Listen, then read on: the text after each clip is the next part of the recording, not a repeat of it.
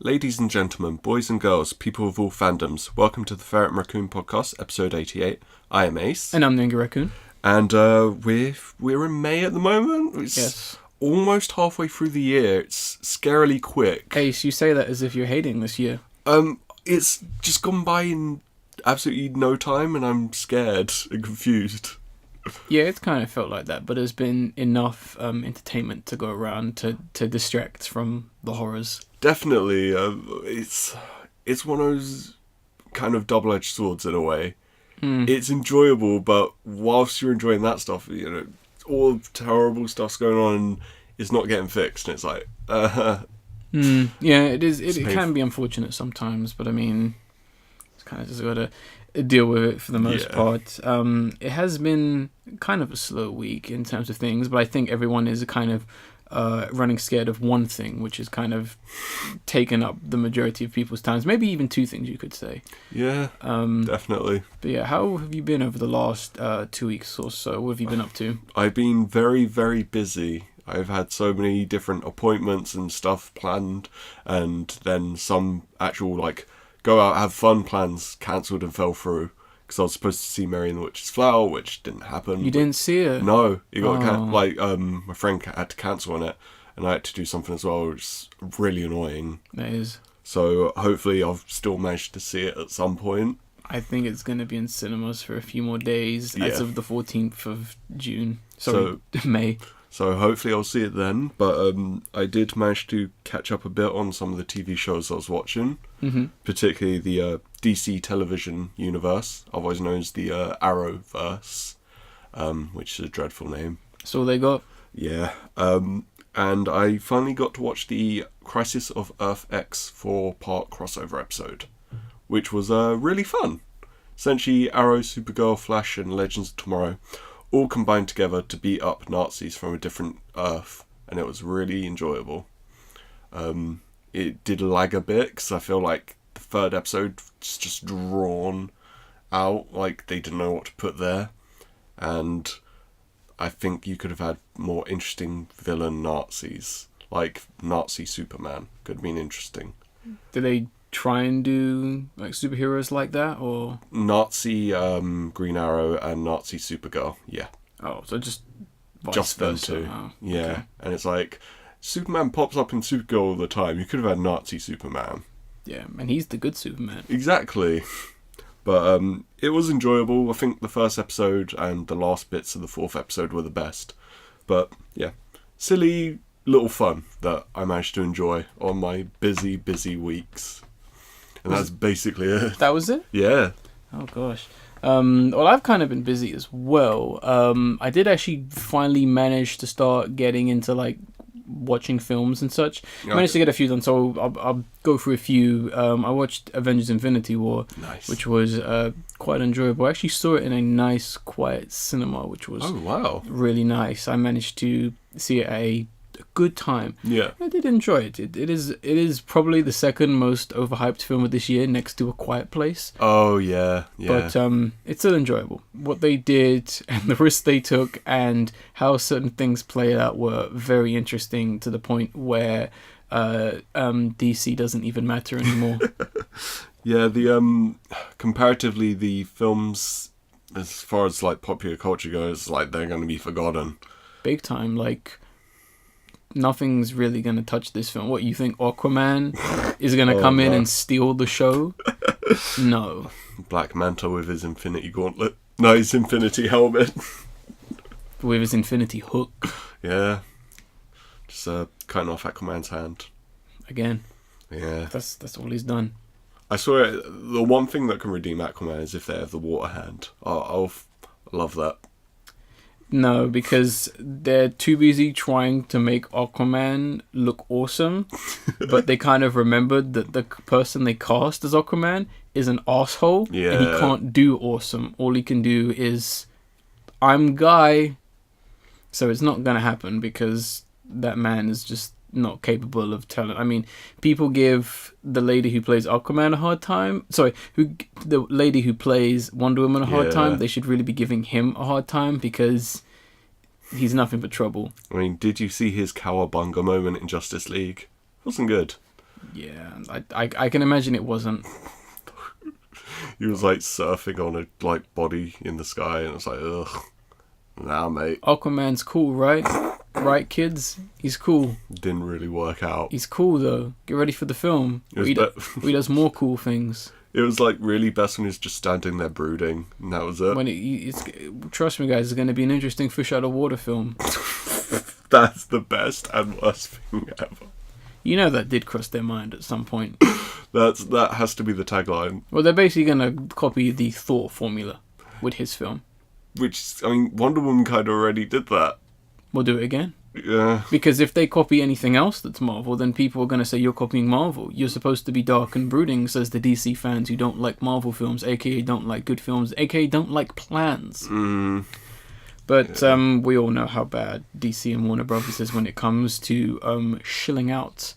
The other film I watched, the film you didn't manage to watch, was Mary and the Witch's Flower. Yeah. I did manage to see that, and I did enjoy it, actually. Nice. It is enjoyable. It's interesting to see where they're coming from, because they kind of are like a spiritual successor to Studio Ghibli, and this is their first major film. And the film, its flaws are very clear, but at the same time, its strengths are rather interesting as to what they're doing. Like, the characters and the story are the weakest points of the film. Okay. But everything else, when the film is doing its own thing, particularly towards the end, it's very interesting to see someone do something different as interpretation and kind of. So there are some really interesting elements. It's beautifully animated. I think the voice acting is fantastic. There are some very interesting details that I've seen. Like, they've given certain things, not to spoil anything, character when they didn't really need a character, which is quite interesting. And what was my other thought? And I want to see more of that. I kind of want to see them leaning away from Studio Ghibli and kind of keep pushing to do more of those really unique things that they did. Yeah, always look for something that you're strong at. Don't try and copy someone else's success. There are some, are some really good moments. Like, I wouldn't say that this is a Studio Ghibli clone or anything like that. It 100% is an original film. There are a few moments where you kind of see the kind of imitating things from Studio Ghibli, but not in a bad way. Someone who hasn't seen every Studio Ghibli film or is a super fan probably wouldn't even notice. Okay. Not like I said, it's not like an abashed rip-off of anything they've done. It's just, it feels very familiar. They wear their influences on their sleeves when they have a lot of things that are so original, where it's like, okay, you need to really focus on that for hopefully the next film. If this film does well, I would love to see them keep at it, because I think they have mass amount of potential. Okay. So it is worth a watch if you are a massive Studio Ghibli fan, animated fan, or you like the subgenre of witches. Which is very prevalent in animation. Yeah. So and the other film I saw, finally got around to seeing Good Time. Ah, nice. Which, although it is a cliche, I have to say it was extremely enjoyable. Yeah, it was really fun to watch. Really fun. It was time well spent. Yeah, I was actually going to say enjoy your time with it. Yes, it was really good. Yes, that was some masterful filmmaking right there. To the point where I was like I was getting worried just watching the film. I was like, oh my god, what's gonna happen? This is too much. And I still can't believe it that the brother was the director. The director. I was like, what? That doesn't make any sense. No, it was genuinely well done, well acted, well shot, everything. Oh yeah, it's kind of relatable as well. I think a lot of people probably had days like that. Yes, yeah. Where just nothing is going well. You know, I particularly remember one time back in 2007. I'm not going to go into that story. But I remember when I hijacked these trucks full of amiibos. Didn't go well. What am I going to do with all these amiibos? They're all Rosalie. Who ordered these? Gosh. That's never going to die. Never. But anyway, let's talk about the last fortnight, which was kind of subpar in terms of a lot of general news and such. Well, for me anyway, I think the main thing you want to kind of talk about was the Met Gala, which is something that I haven't heard about for decades. No, neither have I. It's just seemed to slip past. And I mean, I know very little about what the Met Gala is or actually care, but let's talk about the fashion real quick. Yeah. Because some of it was quite interesting. Now, to be fair, with almost all fashion nowadays, it does serve as an example as to how stupid and ugly it can be, and how bankrupt fashion can be in terms of ideas. But there were some great ones. Well, first we'll get with some of the worst ones, which I think one of the worst ones by far, I would say the worst dressed, was Katy Perry, who had this awful plain gold dress with feathered wings. Very laughable, to the point where I've seen anime characters that look less over the top. Like, yeah, that's the problem. It's so over the top, and I wouldn't be surprised if she was knocking into people or things all throughout the night. It's inconvenient as well. Like, there are people with like very long dresses, but obviously you can see it. Like, that's just looks stupid. Yeah. Katy Perry has become very like pretentious. She considers herself very woke, and she clearly isn't woke. And it's not just because she's a woman, but it's because she doesn't understand what woke is. Yeah. I mean, I think woke is a rubbish word anyway, but just watch her last 3 music videos and you can see everything wrong with her music. All you need to do is watch Dark Horse, and then you know everything wrong with her. Jeez. Not great. No. I think there was one in particular that you were not liking, Ace. Yeah, so the most pretentious douchebag in the world. One of them, Jared Leto, who went in with this like stupid kind of blue and gold setup, with almost like a crown helmet, and it's like, no, shut up, man, go away. Leave. And he was with Lana Del Rey and hippie guy. I thought that was Mike Myers for some reason. I don't know why. I can kind of see that. We are looking at the images, and we're going to put a link to all the dresses we're looking at in the description and the download link. Also, so you can look at them. I didn't even recognise that was Lana Del Rey. I just thought it was some like weirdo. Oh, in this shot she's covering her eyes. Yeah, it is Lana Del Rey, looking very old. Yeah, those are probably the worst things I've seen. Like, it's like you kind of gotta have some kind of sense of subtlety. Yeah. With like your costumes and such, because it maybe a sense of style too. Yeah, because it's laughable. Yeah. It 100% just becomes laughable at the end of the day. I think we've got to talk about Best Dressed. Yeah, so I think this is one kind of made the rounds everywhere as well. Oh, big time. Which obviously we're talking about Zendaya with her Joan of Arc inspired outfit. I would say more armor. I'm not really sure what the theme is, but it's fantastic regardless. Yeah. That's something you can actually wear. I know, and it's got a mixture of just practical but powerful. Yeah. It's, like, with the bits of armor and just everything, it works so well. Like, if she punched someone, I'd be okay with that. Yeah, exactly. You know what I mean? In that costume, I'd be like, Jared Leto. Yeah. What are you wearing, bro? You ain't on my level. Step up. Yeah. Simply put. And a few of the other ones I did like was like Rihanna's one. I think is very over the top. Yeah. But I kind of do like its like pattern sequence, and I think she kind of does make it work. Yeah, like there's a part of sarcasm to it, which I kind of love. Yeah. And I think that was the Pope hat part. Yeah. But it blends in well with the rest of the outfit, so it works. It works, and I think Rihanna is just someone who can just, I wouldn't say she can make anything work, but I think this is obviously a dress made for her, and how she's able to, let's just say, move and like pose and kind of like work it, basically.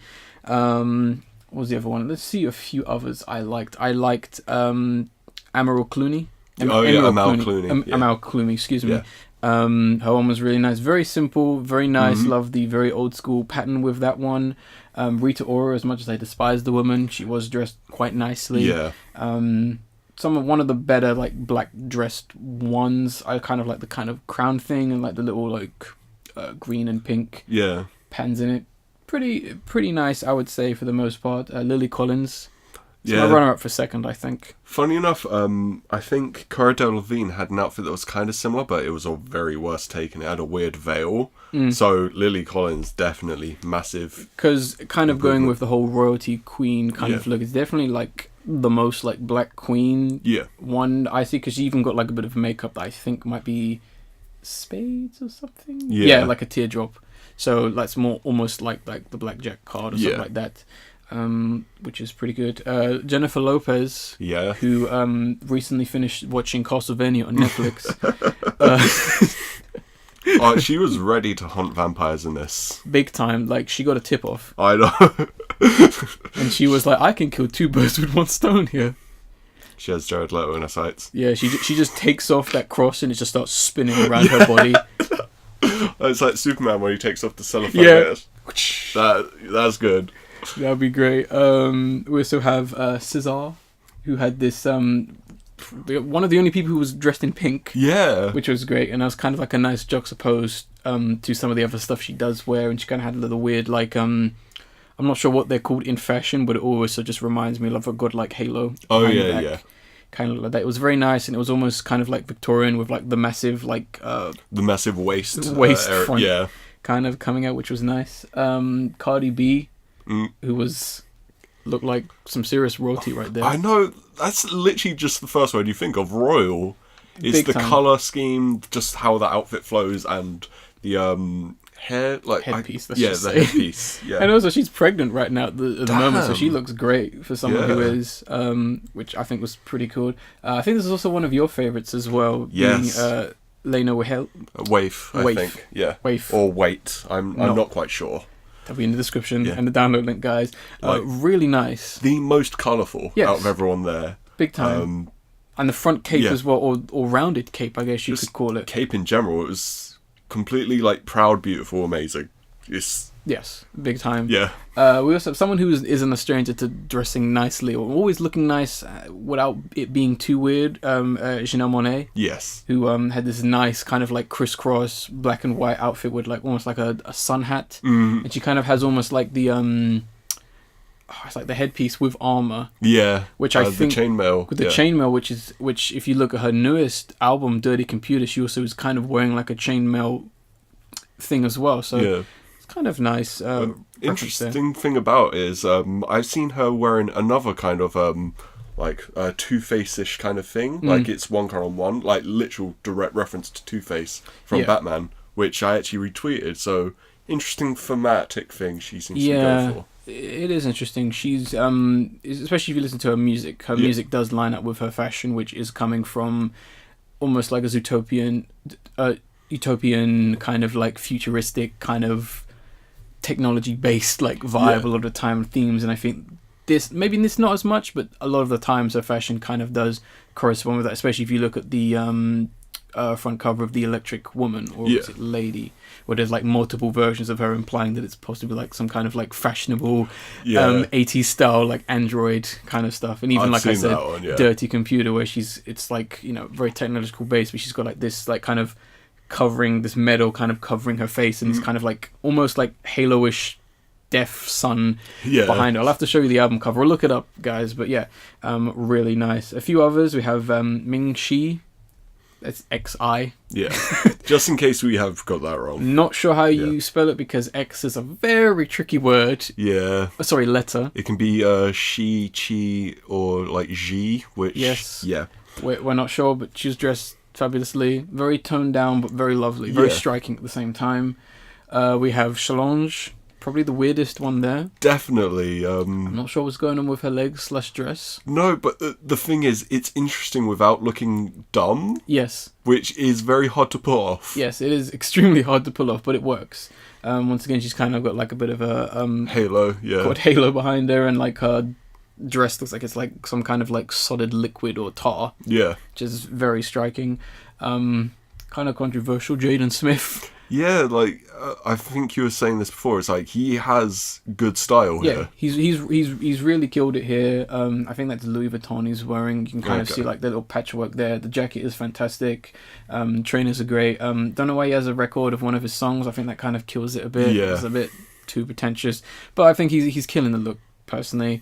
I've also kind of got like the last few we'll go through. Nicki Minaj, great, fantastic, almost dark red blood, almost like dress, which looked great. Her hair's really nicely done as well. I think like the different hues of red is what makes it like it stand affects out. It. Yes, it looks great, especially as soon as you have with her hair, black hair, tipped shoulders, and it kind of transcends very getting lighter. Very well designed. Donald Glover.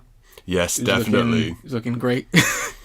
Very simple, but he's rocking it. Yeah, simply exactly. put. And I think you had one more you wanted to talk about as well. Amanda Seyfried. Again, it was rather simple, like dressed down yellow one, but it literally looked very Disney princess to me, and it stood out perfectly in that way. It seems like something the Descendants might wear.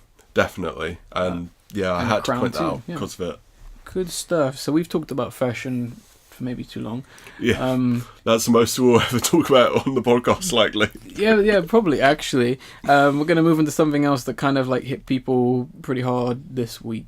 Yeah. So Childish Gambino released his music video for "This Is America," which took everyone by storm. Yes, with its very cutting, like, just take on current society. Yeah, I would highly recommend watching this music video. We're going to link in the description, a download link. If you don't mind a bit of blood, please pause this episode and just go and watch it, so things might make a little bit more sense. But instrumentally, I love this song. It's got this great mix of African soul, gospel choir with this upbeat contrast of this heavy, almost intimidating beat as a contrast, and you have a mixture. I kind of hear a mixture of jungle beat dance / house music in there as well, which makes the song very layered and different. It's always changing, always progressing, which I absolutely love. The comedic dancing from Donald and the teenage dancers was great. Had a lot of energy. It's definitely kind of got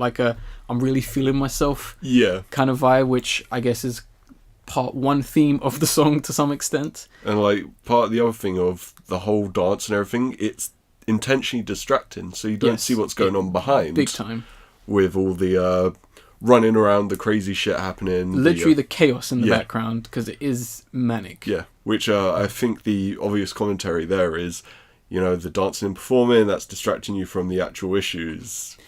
And I just think even just the two more shocking scenes is definitely one of, you could kind of say is kind of a sense of, we bring up the culture, bring it up, but as soon as you do something wrong, we'll just gun you down, because it's just that's how we treat certain people.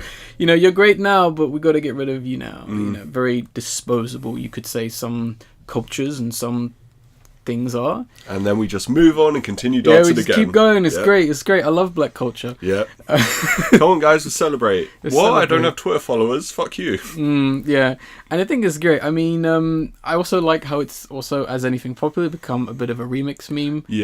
And some great compilations of just Donald just I do like just the shot of him just walking is back forward. And a lot of people have done some great mock-ups where he's just walking through Fortnite for whatever reason. He just kills someone in the background and he's dancing as he's got a victory over someone, or just literally just someone shouting "This is America," and just that beat coming in and just kind of adding a comedic sense of commentary into something.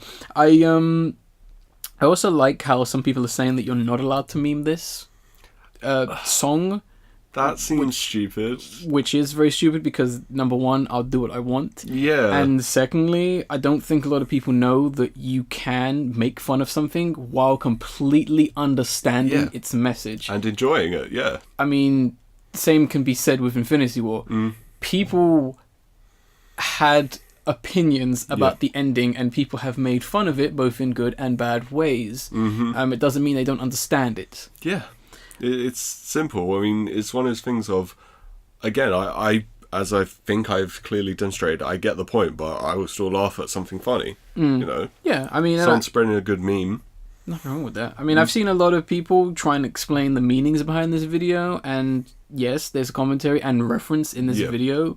But at the same time, I don't really want people to try and treat this like it's 2001: A Space Odyssey. It's not that complicated to understand. I mean, it's well done and well executed, but it shouldn't need explaining. It's kind of there. A lot of things should be quite apparent and obvious. And I mean, people should really be appreciating the cinematography and timing in this, because it is 100% spot on to choreograph all that and have it just work so great. But I mean, I would rather people not waste time making these kinds of videos to people who aren't using their brain. Funny enough, my brother was actually literally saying the same thing when he saw video by Lupo, like explaining the ending of Avengers Infinity War. It's like, really, Doesn't guys? need to be explained. It's like quite obvious. Yeah. Like, it's different if it was something that wasn't understandable. Then yes, you could probably draw some kind of reference from comics or your own theories. But no, it's quite apparent what happened at the end of that film. It's quite apparent what happened in this video. I don't need someone going, "Did you know that Donald Glover was possibly dressed like a slave in the music?" It's like, yeah, it's very apparent. Did you know he's striking this pose, which is very similar to a caricature? Yeah. Did you know there's references to propaganda? It's like, yeah, I kind of figured that out, guys. Like, you're not smart for figuring out what you probably should already know. Like, yeah, I think I'm really happy he did this. It's excellent video. I just think, people, if they don't get it, I don't know if they... I mean, I kind of like end it by saying, I mean, there isn't always meaning in fiction, so don't always treat it like that. I'm not saying this is one of the examples, but I've seen a lot of people trying to add some deep concept into things where it's like, it's not the case. I mean... Sometimes there can be an unintentional meaning, though. Unintentional meaning, and I do have precedent with that as well. For example, there is no hidden meaning behind Transformers. The inception behind Transformers is simply that cars are cool. Yeah, we want to sell toys. I mean, I don't know if you can pick something from the actual narrative. No, there's no... Even a basic thing of, oh my god, these guys have guns, we need to fight them, that's a good meaning. Yeah, I think... It's simple, but... Yeah. I think you can figure that out. Yeah. It's not like deep hidden mysteries. No, and I think people need to calm down. I see that way too much. The hidden meaning behind the Smurfs. There's no meaning. I mean, yeah, they're asexual, but it's not that big of a deal. Yeah. Like, there's going to be meaning to everything, but it's not always deep, guys. And sometimes it's just obvious. And even if something doesn't have a meaning, don't try and find meaning in it. Because sometimes some people just create things that are just, as I said, with Transformers, cool. And that was it. And just ends there. Why did you make this character? Because he looked cool. But he must be some kind of reference to 1964 based on the fact that he wears black and brown. It's like, no. See, that's when it's dumb. Like, yes. There can be unintentional meaning just behind a character, though. So, yeah. It's one of those subjects of people think intent, and that's it. And it's people want to seem smarter than they actually are. But if you're watching those kinds of videos, you might not be smart. Let's leave it at that before someone tries to dissect this podcast for its meaning and its reference to 1939 and how it's also linked to Orson Welles. Moving on to trailers. My best friend. Yeah. No, I will say though, recently reread Road to Wickham Pier. Amazing book. Everyone needs to read it. Is Ace a time traveler? Yes. So recently it's become that time of year where shows get renewed or cancelled. Mm-hmm. So all your favourite shows get shit out of luck and get cancelled, and all the worst ones get season 11 and 12. Which Big Bang Theory. Yeah. It's got 2 more seasons, guys. It's a piss take. This is all your fault if you watch it. Yeah. So the ones I want to talk the most about being The Expanse. It's being cancelled after season 3, and it's probably the best sci-fi show on the air. Star Trek Discovery, that gets a new season.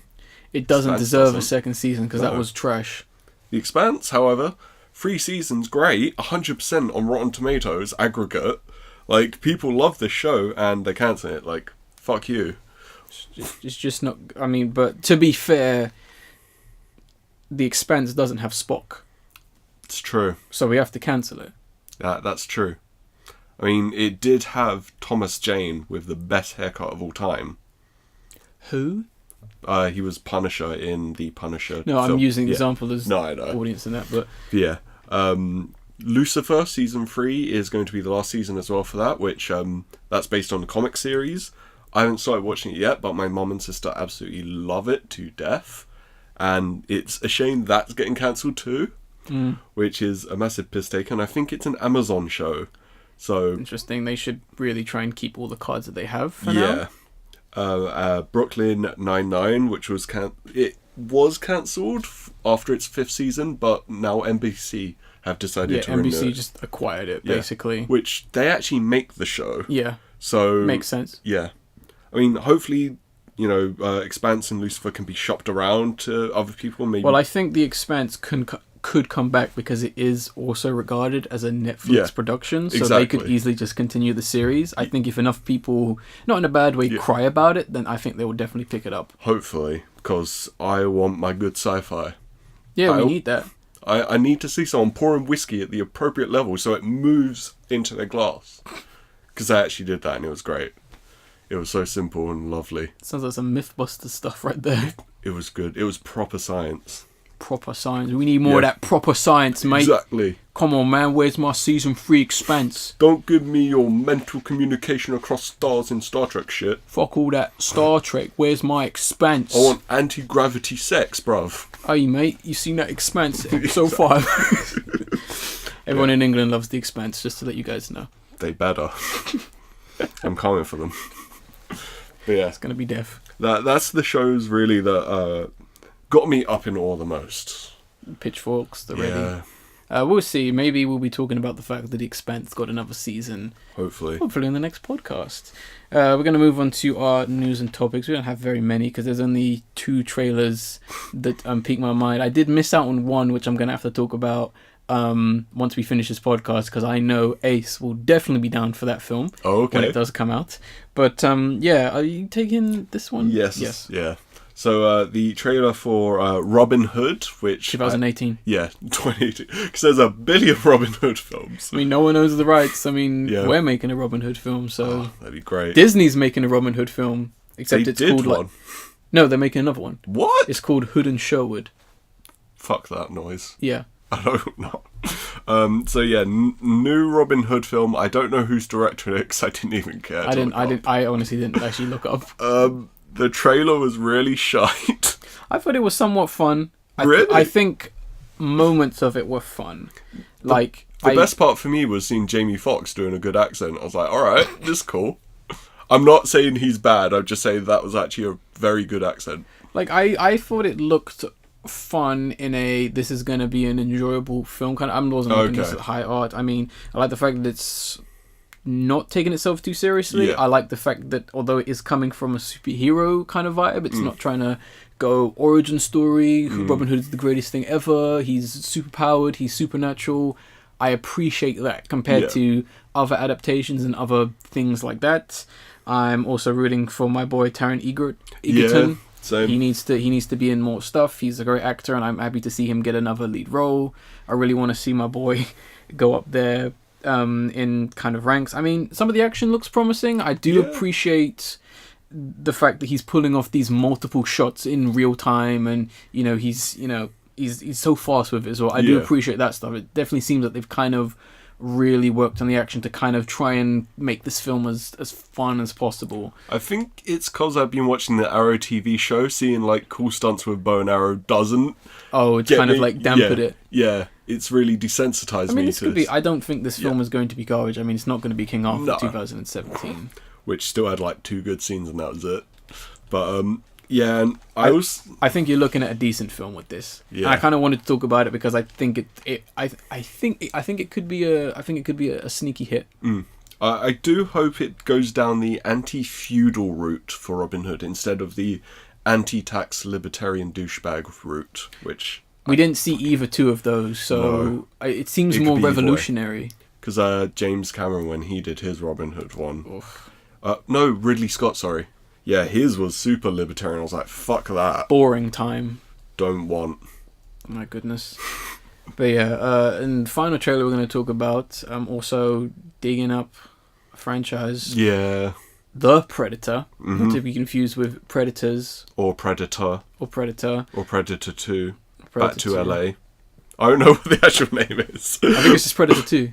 I thought it was like Jungle City or like Lost in the Jungle. Did not have jungle somewhere. No, I think they've removed. I don't think that tagline ever really existed. But that was great. So yeah, we got Predators now. Personally, I consider Predator, the one that came out in 1987, to be a perfect film for what Yeah. it is. I'm not saying it's the best film ever made. What I'm just saying is it was a very well-made film. It needs to be more quotable, and I think everything in that film is perfect. Yeah, it's a really good one about guerrilla military operations. This Works well. new film looks like absolute rubbish. Okay, I knew you were going to say that. Yes, yeah. But I like Shane Black. I really like his films. They're always stylized in a certain way. And I kind of like this weird... The Predators take, like, technology from different planets when they've conquered them away. I like that vibe. I don't. My jaw dropped when I found out that Shane Black made this. Because it does not look like a good film. I'm interested. This looks like he came in to write the film, and then he left, and then Fox made the rest of the film. It looks like he popped in a scene every now and then and went, "You guys doing alright?" And you're like, "Yeah, Shane, you can go over there now." I think he's made something interesting, and the trailer was just shite. I don't think he has, honestly. Was not good. The trailer was absolute garbage, and it feels like deja vu with this film. I've seen this film already. I haven't. I mean, it's not out yet, though. I mean, No, I know. I mean, technically, you will eventually Yeah. see this film, but and technically, this podcast will feel like deja vu, I guess. Yeah, to some extent. exactly. But I mean, it wasn't feeling. I don't think there was enough to justify remaking the same film again and using the same characters. I don't think. Well, that's what Predators was. That was just a shitty remake. And this also feels like a shitty remake. All of them have been that. This feels like it's trying to do Predator 2, but different. And that's the problem. But I'm happy with that, because Predator 2 had an interesting idea, but it fumbled. And it looked dirt cheap at points. Like, raw, no. That's the reason why I haven't watched Predator 2, because I looked at some of that and I was like, "Oh, is this a TV movie?" It reminded me of the RoboCop, like, Prime Directive stuff, and it was like, nah. No. But I mean, this looks like it's going to be 2018's Alien Covenant. I don't agree. I will give this film one bit of praise. Okay. I do like the fact that there actually is a costumed Predator. Yeah? And he looks great. And with action that could be enjoyable. But with this whole government rubbish, and we gotta go get the alien. We gotta weaponize him, and we can't I don't stop think they're him. planning on weapon. I think they're I think trying to they fight are. against him. No, I think they are. Why is an alien in the government building then? Because they caught him to interrogate him and find out where the other aliens are. Where the xenomorphs, mate. No. If I'm correct, because apparently that dumbass kid playing with that device, he's the one who calls the predators to Earth. I like that. Which is a bit like... I like it because it's like cheesy. So I had issues with that, because it was like the main issues I had with that is children don't pick up things that they've never seen before and go, "This is a spaceship, I'm now going to play with this in my basement." I disagree. I did that all the time, but I didn't have a But basement. not nowadays. A child would throw that Okay. away and go, "Where's my iPhone? Mum, where's my iPhone?" Is it set in modern day? I think so. Okay. I don't know. Sure, the it could be setting. like some weird alternate world where it's like, oh, kids, like- whatever. You know that guy that was being interrogated? Yeah. Like, what if that's the kid, but in the future? Like, if 20 years later or something? I don't know. I think it's implied that like that kid has that thing and he brings them back, because I think they know of the predator, and that's Yeah. the problem. Okay. Like the government, and that's why I say that they want to weaponize the predator, because the American government is very much aware of the predator and they want the predator. Whether they want to weaponize it or they want to destroy it, I don't think so, because we all know Earth loses regardless. But yeah, and then I saw a screenshot of a lady with a shotgun and I was like, oh dear. Oh, no. I was like, oh no. I mean, it could be worse. It could be Jurassic World 2, where they're trying to weaponize the dinosaurs. But if they're both trying to weaponize said issue, then I watched that second trailer for Jurassic World 2, and it was kind of dumb. There was only one thing I liked, and I liked the dinosaur that was like in the girl's bedroom for some reason. Oh, yeah. And I don't know why it didn't just eat her immediately, but I did like the way when it was using its hand, it was like shaking, Yeah. and that was like really disturbing. I kind of liked that. Like that would actually like terrify any child. That was like a nice shot, but I don't know if the shakiness was just the unfinished CGI Yeah. or someone was smart enough to go, you know what's really scary? When things shake uncontrollably. Yeah. The problem is, when I saw that in the girls' room, it just, like, flashback to Twilight, just Edward standing in the room staring at Bella sleeping. It was like, ugh, creep. And so I just imagined this thing of this, like, velociraptors now attracted to this child. It's like, nah, fuck off. It was really weird. I hope not. I really hope not. And they have a weird picnic where it says, I'm a velociraptor. Yeah, that's probably the next now they can talk. I bet that's probably what's going to happen at the end of the film. It's probably going to go, no, like Caesar. Oh, no. Okay, if it does, that will be the best. Because it'd be so dumb. Well, then I think we may have dropped a spoiler for Lost Kingdom 2 then. Cool Jurassic World people. We've got $1 billion idea. $1 billion idea. Oh god, I can see that happening. But yeah, The Predator. Like this film, I think this film comes out in like December or something. It comes out quite late. Okay. I'm not interested in it. I'm interested because Shane Black and that kid looks like he's gonna fuck up Predators. No, that kid looks like he just doomed all of humanity. No, mate, he's just gonna make a Predator ship crash into the other Predators. I don't think the kid crashes the ship, but I will admit that would be funny if that was the result. Like, he's just playing with the toys and he makes one smash into the other, so he kills them. And that's why the Predators, like, wage a war. Where is the kid? Well, they don't really talk. They use, like, our media to talk, don't they? So we, like, I don't know, probably use a scene from The Big Bang Theory. Oh, no! You'd be like, where is Penny? The most horrifying thing of all time. The most horrifying crossover. Well, it's coming, though. Yeah. It's only, I mean, everyone's been in Big Bang Theory, so it's only a matter of time before Sheldon opens the door and then the Predator's standing there. Sorry, flashback again. There was this shitty one where you opened the door and the Morlocks from the time machine were there. I was like, fuck off. Didn't they actually have the time machine? Yeah, they did have the time machine. Oh, dear. And, like, the people are actually in the Morlock Then costumes. again, a replica of the time machine is in Bromley, so... That's cool. Oh, yeah, I've seen that. Yeah. Yeah. Anyway, I think we're so excited for this film, we're talking about other things now. I am still intrigued, but yeah. Let's move on to our discussion, which is going to be a very quick and kind of interesting one. And it is kind of coming off, the success of Avengers Infinity War, and essentially that film being said to be one of the highest grossing films of all time. And I was very curious as to what else Disney had up their sleeve, and I was kind of shocked to see the sheer amount of films they have in production. So I thought it'd be a really interesting discussion to kind of look at some of said films and kind of discuss them. That of course these films are not out and obviously don't have directors or cast and all that, so we are speculating even if we do hate on said films. But because we never know what's going to happen. But I think a lot of what they're doing can be of discussion, hence why this discussion is titled Saturation of Quality Over Quantity, because I think it is going to get to the point where there's going to be too much coming out and not all of it's going to be good. Like, I don't care. Even if Wasp and Ant-Man is a good film, no one's going to see that. Yeah, it'd just be me sitting there with my popcorn. No one's going to see that. Unfortunately, no one cares about that film now. I'm going to have a wasp sitting in the seat next to me and an ant in the other. A dead one, because they were in the previous screening. Oh, no. But yeah, would you like to... Because we basically picked said films we wanted to quickly discuss about. Would you like to set this off? Yeah, so... Or should I? Oh, go on. I want to talk about the ones that, like, confirmed or in development or something. Yeah. I think the thing I want to say is almost all of them are either live-action remakes or sequels. Yeah. Which is horrifying. That's the worst part about it, is there's really isn't a lot of originality, and said originality is based on something.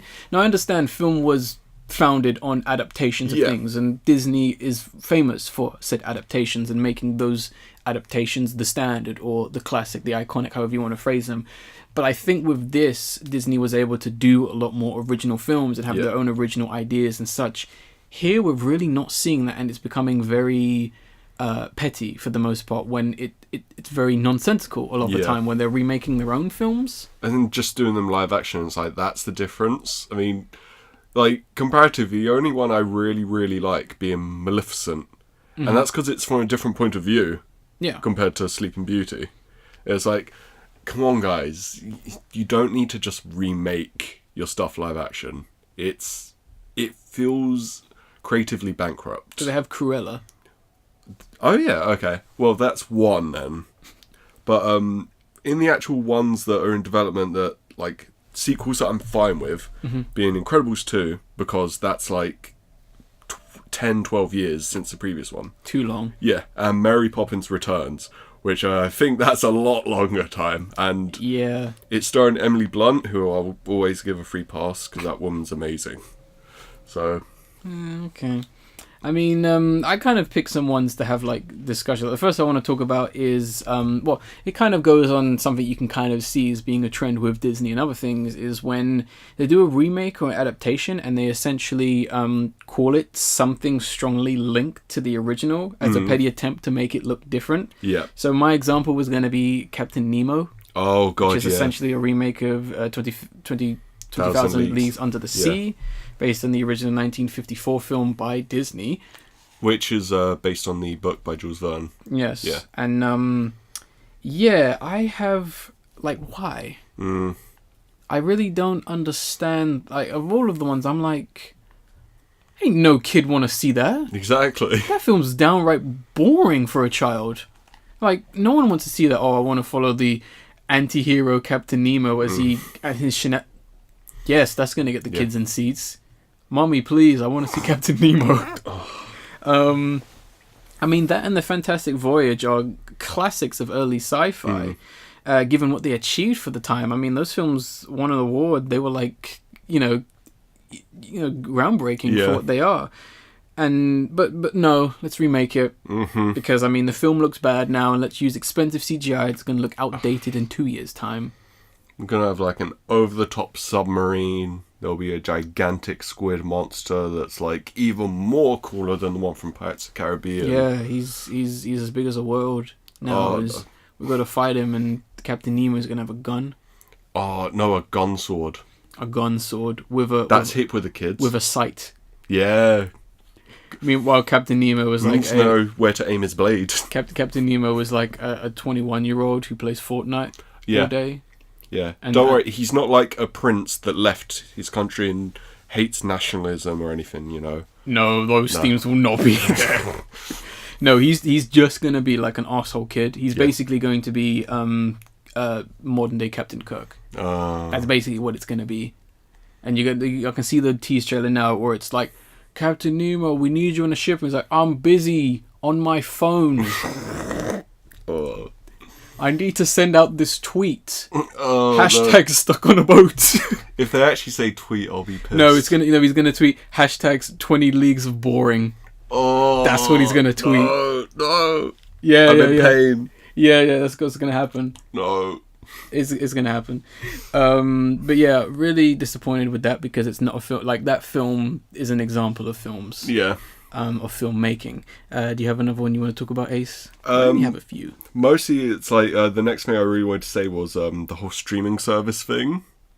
Oh yeah. Yeah, which it looks like all the more original adaptations that they haven't done before is on the streaming service, and even then, it's like, who cares? I mean, yeah, like Don Quixote, you're already getting one by Terry Gilliam. We don't need another one after that, no matter what that film is. Yeah, and then a Honey, I Shrunk the Kids remake? Like, what? Why?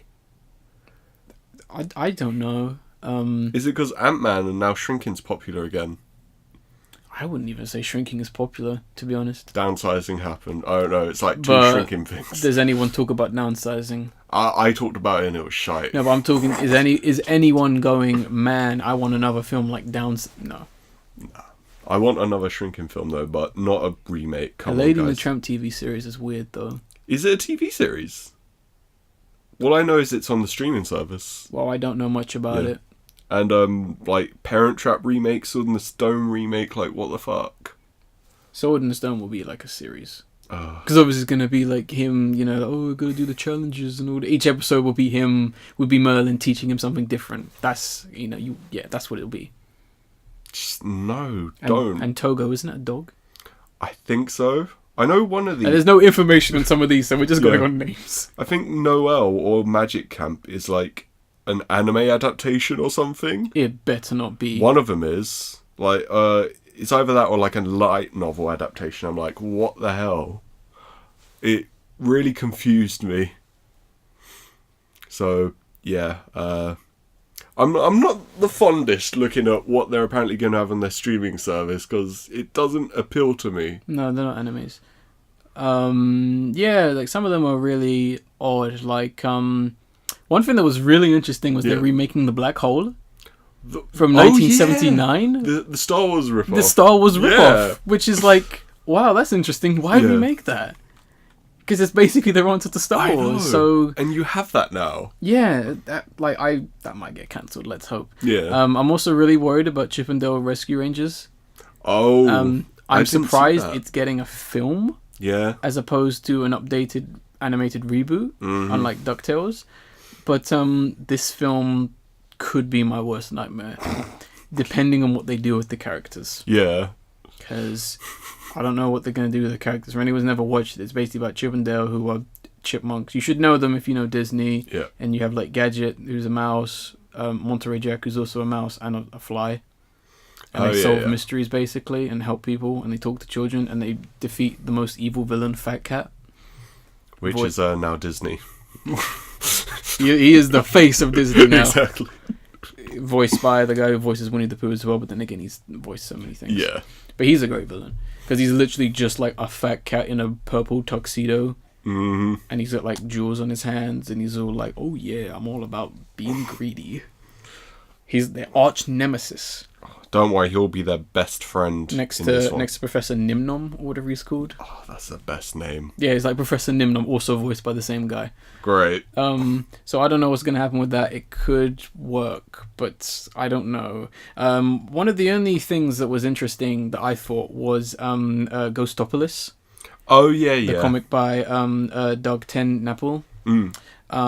Which could be interesting. Disney has always been able to do like dark themes and supernatural stuff very well, whether intentionally or not. Yeah. But yeah, I'm really interested in this because Hugh Jackman is attached to the project and he's producing and starring in it. Okay. So this is one to kind of keep an eye on. I kind of hope it's going to be animated. It probably won't be. Yeah. But if it's going to be live action, like, you know, kind of keep the live action to just the skeleton horse and stuff like that. Yeah. Any others you want to mention? Because I've only got one more. Not that I know of. I mean, maybe it was Stargirl that was the anime. I don't know, but I don't actually have any others to say. Because honestly, I just read It's a novel. Yeah, just don't know. The last one I have, which was by far the most surprising one, and also you got to get your tin hat on for this one. Kiki's Delivery Service. Oh God, yeah. I forgot about that reading through. I think this is going to be a backdoor / test for them to try and remake some Japanese animated films. Now, of course, Kiki's Delivery Service is based on a novel first. Yeah. Studio Ghibli did an adaptation of it. Most people know of the adaptation. But I mean, Disney and the Empire don't have anything Japanese anime related. Yes, they published all the Ghibli films for the Western audiences and did all the casting. But at the same time, it's never too late to try where everyone has failed. Yeah. And given that Disney and Ghibli are quite friends, I'd imagine that at some point they've had talks about combining, and obviously Ghibli said no. Yeah. Because they would. But I honestly think that this is like an attempt. Like, if Kiki is successful, they will go, well, we'll do the other ones that they did stories on. And then how about Spirited Away?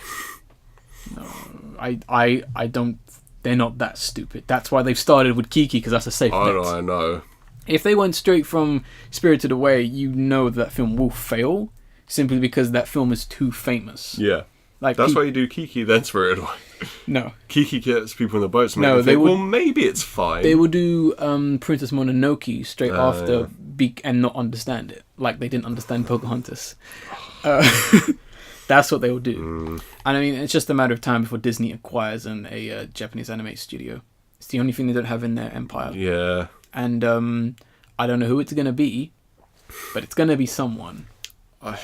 It's one of those things of, I just want them to make something. Just, I'm happy with the Star Wars stuff. I'm happy with the superhero, like Marvel stuff. Just do some animated like films and stuff. I want to watch. Yeah, they're very lacking. I mean, they cancelled Gigantic. Yeah. Which a film I was looking forward to. Exactly. Like a musical about a giantess who finds, I guess, what's meant to be Jack, and he's like, yeah, this is a toy. That was interesting. It wasn't. It's an interesting take on Jack and the Beanstalk, but they cancelled that. DreamWorks have cancelled everything original. Oh, they've got one thing that I know of, Small Feet, which is like a bunch of Yetis, like, think humans. That's not DreamWorks. Is it not? That's Sony. Oh, okay. Yeah, they've got that, and it's got like a ridiculous cast. I'm like, what the fuck? I was too busy going, wow, this animation budget. All I know is, like, it's got Zendaya, and I think The Rock. I'm like, what the hell? What's going on here? Yeah. Kind of embezzlement is this? And Danny DeVito, I think? Yeah, he's in it. Yeah. I'm like, what the hell is going on? It was very weird. But, yeah, I don't know. Disney is, I kind of hope it all kind of does crumble for them in some sense. I think they need a few, like... Problem is, this year they've been very lucky. Yeah. Like, A Crack in Time was a garbage film. Oh, Wrinkle in Time. Wrinkle in Time. A Wrinkle in Time was a garbage film, but a lot of people saw it based on, like, sexist and feminist ideas that didn't translate well, so a bunch of people kind of got tricked into thinking it was a far greater film than it actually was, given that the original story didn't really have those kinds of tones in it, so I'm not really sure who the film was for. But, I have no clue. Yeah, they got lucky with that, because that made quite a bit. Black Panther... That did a lot of money for them. That made a lot of money, despite the fact not being a good film. But I seem to be... Like, it was okay. But, you know, I can say that because I'm a racist. Because I don't like the film, so that makes me a racist. And obviously Infinity War, and then... They've got Ant-Man just from some loose change. Yeah, some pocket money for them. And obviously you got, like, Wreck-It Ralph 2, which isn't looking great. Oh, and Incredibles 2, which I am scared to death for. I know, I hope it's good, and I don't want it to fuck up. I'm not liking some of the things in it, and I'm like, oh, I hope this is just... I hope everything makes sense to the film. I'm not really liking where they're going. I'm interested, but it could go horribly. The problem is it can go horribly very fast. I know. I mean, even on the like half-hour episode I did, I had worries about that. I was like, it could go this really bad way. Yeah, I am really worried about this film because, I mean, that's strike 3 and you're out, because I don't want any more sequels. Because I think the next major one will be Toy Story 4, and I don't want a Toy Story 4. I didn't even like Toy Story 3. I didn't like Toy Story 3. It looked weird to me. Like Toy Story... No, it was basically Toy Story 2 over again. And I was like, nah. I didn't like that. I liked how colourful it was, but I didn't like the animation, and I didn't really like the story at all. And I know I say that. I know a lot of people go, how can you not like that? It's the best Pixar film, and it's like, it's not. No, it's not even close. It's not. It's a draw between Ratatouille and Up. Yeah, I funny enough, I don't actually like Ratatouille that much, but I think it's never really grown on me. That's fine. Yeah. So Up I like a lot. Up. Where's Brad Bird at, though? Yeah. He's been working on some other film, and because a lot of people were like, hey, Pixar, you don't do anything other than sequels now. Yeah. You got original films coming out, like, oh yeah, Brad Bird and the other guys, they're working on something new. Quiet. Isn't there like a Brave 2 that they're making? I was yes, like, they're making Brave 2. I'm the only person who likes that film. Why is it getting a sequel? A lot of people don't like that film. I know. And it underperformed, and the person who worked on that film got fired because of that. Yeah, like, I enjoyed it. No one else did. But it's getting a sequel. I'm like, why? I mean, 1, it doesn't need it, but 2, no one else wants it. Yeah, it is bizarre. I honestly don't get it. It's really confusing. And I know they're doing a Frozen 2. Like, they want their money Really? back. I know. It's shocking. Now that was a surprise. I'm surprised it didn't come out like a year later, though. It's coming out next year. Yeah, but a year after the first one came out would have made more sense. Yeah, well, they can't really rush it because they need to work on all the fantastic songs. Like Let It Go and Let It Go. What about... No, Let It Go 2. Let It Go Again. It Let Go. The Revenge. Yeah. I would love if it was actually called The Revenge. Frozen 2, The Revenge. I don't think they actually know what they're doing with that film because I know the director was there was a very funny comment where he was like, oh, the director of Frozen 2 hints at the possibility that Anna might have a lesbian girlfriend.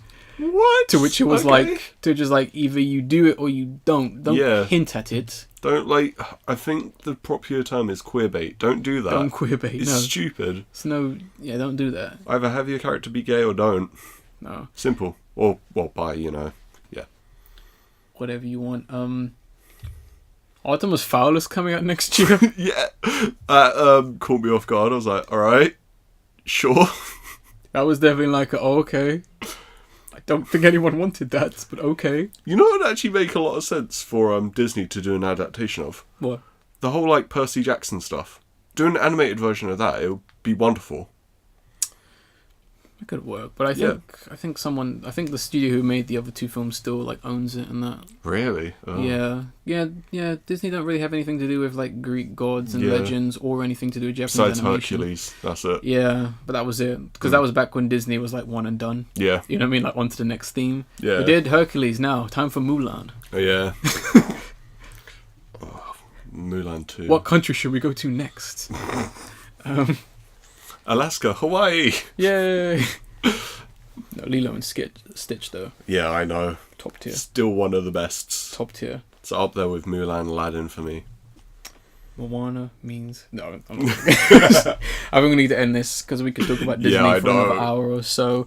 Before we end this, we're going to do the episode. It was originally going to be Childish Gambino's "This Is America" because I think everyone had seen that. Yeah. So I picked something different that was almost the complete opposite of that. It was very sentimental, but still remains as equally as good. Yeah. Hopefully, and that's Clairo with "Forever." Yeah.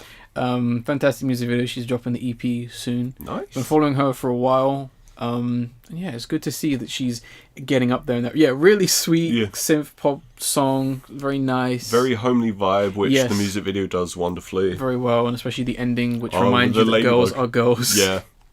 As soon as it just flies at them. And the fact that it's kind of blurry, it gives it that home feel. Like, yeah. That was good. But we'll leave you with that. Everything that we talked about is going to be in the description and the download link. If you want to message us regarding anything via email, that is raccoonplusfriends@gmail.com. If you want to share in the appreciation of Shane Black's Predator, Ace, where can people find you? You can find me on Twitter at the Ace Enigma. Ace and Enigma are capitalized, like A and E. You can also tell me how good my opinions on everything are. That's fine. And where can they find you, Raccoon?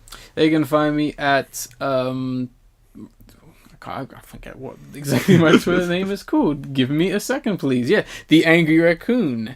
That is only one C in the raccoon. So if you want to kind of I don't know, see what I'm up to, which isn't really much. It's kind of just gawking at artwork, really. Yeah, retweeting really wonderful stuff people create. But if you want to see that, then be my guest. I retweet stuff to do with the podcast. It's just because I'm not really the kind of person to be like, whoa, look at all these books I bought, guys. Yeah. I'm not really like that. I will tell you a book is good. Yeah. Without having to retweet it or anything like that. And with E3 coming up next month, oh boy. I'm going to be doing my live tweeting for that again, which is really fun and wonderful to do. And I'm going to be doing my live retweeting of all the things that went wrong. Yes. Because something always goes wrong. Let's hope Connect is not there. Oh, I want it to be. I don't want it to be. Yeah, it should be interesting because games have been doing well again. Yeah. I mean, granted, it was like a nice like uprise, and then God of War came out and then it went down again. Yeah. But like now with the game Mint, that just came Minute. out. Minute, is it Minute or Mint? Minute. I'm not too fond of it. I have some issues. It's now steady. Yeah. I'd say it's now steady. Where it's like, oh yeah, games can be good again. I've had surprisingly wonderful year so far. Like got BattleTech, Frostpunk, Celeste, Iconoclasts, Dragon Ball FighterZ, Monster Hunter World. Pretty amazing. Ghost of a Tale, Indivisible. Is that out now? No, not yet. I'm just listing it. Yeah, but pretty wonderful games out there that people should certainly get into the breach. Almost forgot that one. Yeah. And Ni no Kuni too. I forgot that was out as well. Yeah, because it got pushed back so many times. Exactly. And then people just forgot it came out, but people did. Wonderful year so far, just with the few Far Cry 5s and God of Wars that's not good that everyone talks about. So enjoy good games. Hopefully, yeah, until E3 and that special, which is going to happen. Is there anything else you want to add? Although I think you already kind of have. Think that's all for me. If that's the case, I'll end this podcast like I always do by saying I am the Angry Raccoon. I am Ace. And we will see you on the next podcast.